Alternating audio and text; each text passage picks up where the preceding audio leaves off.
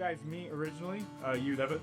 Yeah, so I think it was Mike Jason who kind of hooked us up together to kind of talk about, the nutraceutical industry kind of as a whole. And then Devin and I got a chance to chat, and then Devin asked a lot of questions about, where's some of this product coming from. And, my family's been involved in bison ranching since 1996. So my dad and mom are first generation bison ranchers, kind of cutting it out of their bootstraps, trying to figure it out. My wife and 6 kids were carrying it on. And I'm very involved with North American Bison, which is the largest bison-only specific processing facility in the United States. Actually, yeah, so we actually process for a bison-only USDA facility. We're the largest in actually North America. So it's kind of cool. It's still small, but we kind of hang our hat on we specialize in bison, and our family's been involved with that for a long time. The bison industry is kind of looked at, a lot of people look at it like a boutique item. Yeah, I think what we want to do is we want to challenge the notion of if you are somebody who cares deeply about your health, you're somebody who cares deeply about your family, and you care deeply about where your money goes. That seems like maybe those are sometimes the only things you have control over in your life is where's your money going, and taking care of your family. And I think bison offers an opportunity for people. It's one of the most nutrient-dense red meats in the planet. It's a uniquely North American or an American product, which I think it has a great origin story. Mm-hmm. And then at the same time, you might not supplement your entire diet with it, but it might be a really great thing to try to have some, variability in your diet that way. And I think from my perspective of what I pay attention to as somebody who's deeply involved in the industry, I think that there is a completely different undertone right now with a generation of people who want to eat protein. They're coming back to red meat proteins. And I think ruminant animals in general provide such a nutrient-dense opportunity for you to change your diet and take care of your health that we're definitely not going anywhere. The organ meat, or the discarding of the organ meat at some point was actually net negative. It was. And now, from the efforts of what Human Nature is doing, other supplement companies, it's becoming a profit. Yeah, so in terms of a net negative, you were literally paying somebody to come and pick it up to render it, right? So you were literally kicking out money to have that taken out of your processing facility because there was no actual value to it in the grand scheme of things. Yeah. What's awesome is that, through the biosciences that are taking place with these nutraceutical products, I look at it, it's kind of funny. It's like we're almost going this full circle, because if you go back in history and you look at the journals of trappers, you look at the contacts that were made with plains tribes that sustained themselves off bison, it was the organ meats that were right away. Like you kill a bison fresh and it's like a rite of passage, which to take a bite out of a fresh liver, right? Wow. So now all of a sudden it's like we're almost coming full circle back to this idea of like, what are we doing to take care of ourselves and these animals that have been, God-given on the planet to be able to feed us, have this ability to give us this full complex nutrient profile. Mm-hmm. And we have to, as stewards of the bison, as somebody who raises them, but also as somebody who's on the marketing side and the processing side, we need to do the best that we can to market the whole animal. Mm-hmm. And that's been a game changer for the industry, is as we continue to find these little areas where our product can go and find a niche and be able to push. Now all of a sudden we have a little bit more profitability, we have a little bit more stability, and all of that trickles back down to those ranchers who are on the day-to-day trying to make sure that we're raising, I think, raising an animal that we can be proud of, and the heritage that it carries with it. NAB is a powerhouse. How do you balance the needs of the massive producers with the values of the small family farms? Yeah, well, it all goes, for me as the chairman of that board, it goes back to respecting the individual relationships we have with ranchers. Yeah. And then from there, it's the individual relationships we have with our employees, because without those employees, we can't take what a rancher produces with the love, attention, and pride that they have and turn it into something that we can even introduce to a mass audience, right? So those two things have to come hand in hand. And I think if you take care of those two things, the product itself is finding its way into the marketplace, and the people who want to try it, want to have it, want to supplement with it, or want to make it a staple of their diet are finding it. And that's kind of where it is. It's been a slow growing industry.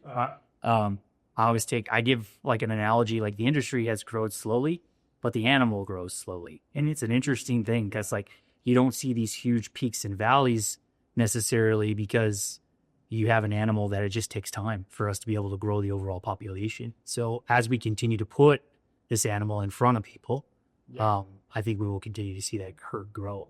Yeah. That's the goal. I think you're uniquely qualified, obviously, to speak on policy and what's been going on for the last little bit. You're the guy the industry sends to this DC when you walk into a senator's office. I think the elevator pitch is: do you want to do something with us as an industry that's uniquely American? Yeah. Right. It's a bipartisan topic. I mean, we're not asking for a conservative versus liberal, left versus right issue here. Yes. This is something that truly can bind people together. The first experience I ever had with that was when we went to work on the National Mammal Act to create the bison as the national mammal. And it was amazing to see how many people from different sides of the aisle could rally around such a simple thing. And it's like, there's unity around the bison. And I think you need to look at that as a strength and a symbol of what this country could actually do. So when I walk into a senator's office, I'm not there to beg them for subsidies. Yeah. And so that usually perks their ears up, or at least their temps or whoever they have in their DC's run by 27, 24, 23-year-old interns. It's crazy when you walk into a senator's office, and a lot of times they're ag experts, they're young. 20-year-olds. Yeah, they're young and they're energetic and they want to hear your story. And when you come at them and you just say, look, this is something that's uniquely authentic. Like, I don't need you technically to put a made in the United States label on this product because it's only made in North America. And we have a great relationship with Canada. We want to keep that relationship with Canada because the 49th parallel never existed for bison herds. So we're moving in between, right? Yeah. And at the end of the day, it's like you have, for most senators and representatives, it'll be the first, maybe the only time in their life where they get to bring something to the forefront of a discussion that's relatively new in the marketplace, as we grow this, because beef's been around for a long time, and that's awesome. But bison is making a resurgence. So there's a conservation story to it. There's a regenerative story to it. There's a consumer health story to it.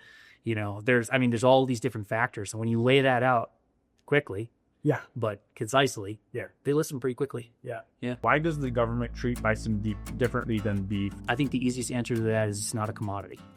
And we don't have any intention of making it a commodity. I think I won't speak on behalf of the industry, but I think a lot of people look at bison as not wanting to be commoditized. Like, well, this is a unique thing. It's a small thing.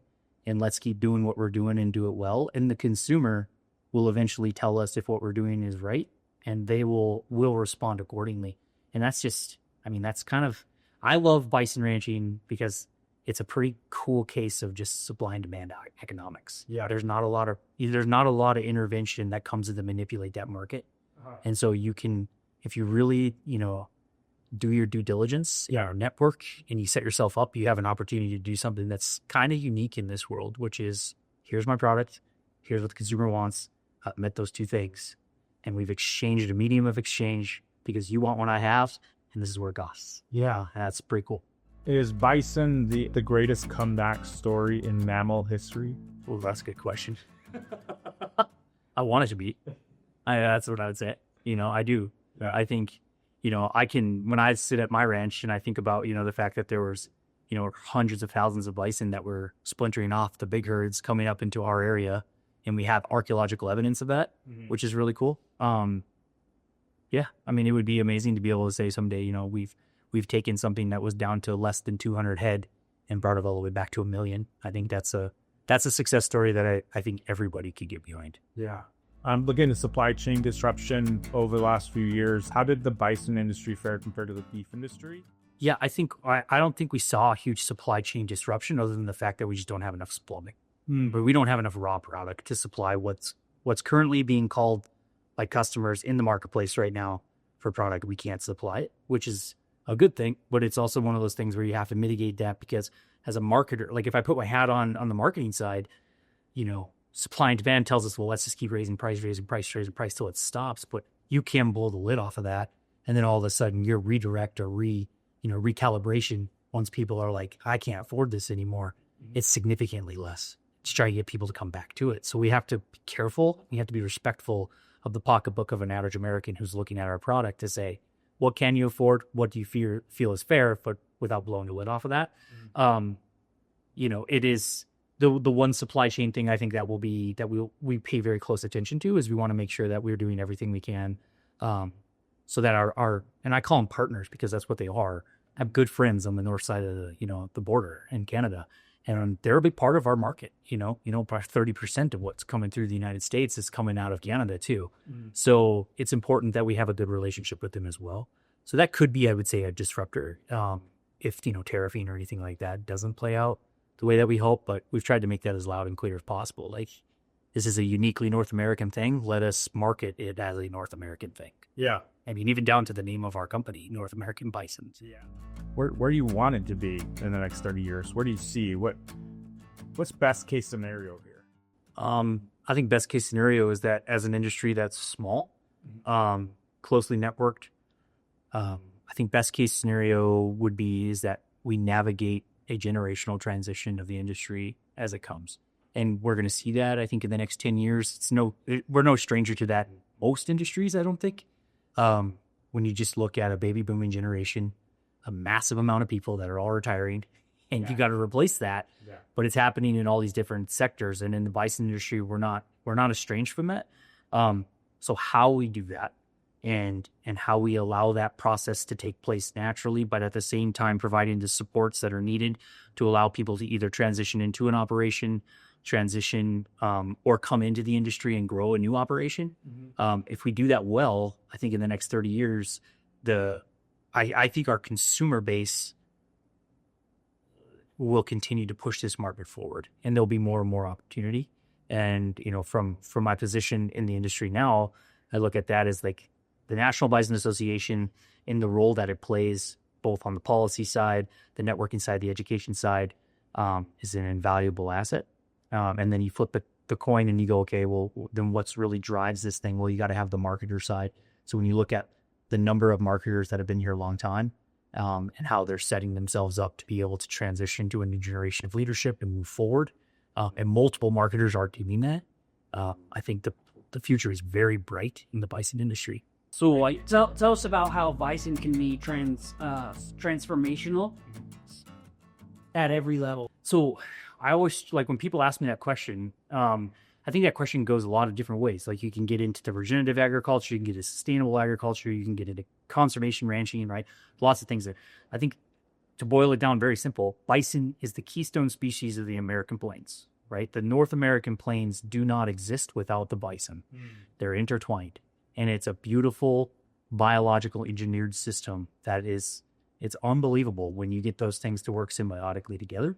And so I've had the opportunity, in my operation, like I've studied a lot about, the idea of, natural patterns of bison. How do you take that, mimic that within, what we call a confined, ranching condition, where you have, fences, and obviously they can't roam wherever they want to roam. So you try to mimic that natural pattern. And what happens is when you start to go down that path, so if you look at it from a regenerative agriculture standpoint, so you're talking about high impact rotational grazing, when you start to do that on the land starts to heal itself, which is a really neat thing. The habitat increases, your flora, fauna, all of that is going to benefit from that. And right there in the middle of it is you have this unbelievably beautiful animal that's tying all of those systems back together. And that's a pretty, like, I think when you see that happen in real life, your appreciation for life changes. And it's like you have an appreciation for the dung beetle that's rolling around in a cow pie, to the bison itself and the people who are involved in your operation who are helping you manage that on a day-to-day basis. So it's a very cool thing. But then what happens is now you get to take that, and then the product of that we're raising is pounds of meat, and that pounds of meat, nutrient dense. You produce that into a high quality product that can be plated onto somebody's plate, or a capsule, like what you guys are doing, or whatever that is, that's a product of that bison, and you're immediately impacting somebody's overall health. And that's a pretty awesome thing to be involved with, that you're trying to make things better. I can see it in that chain.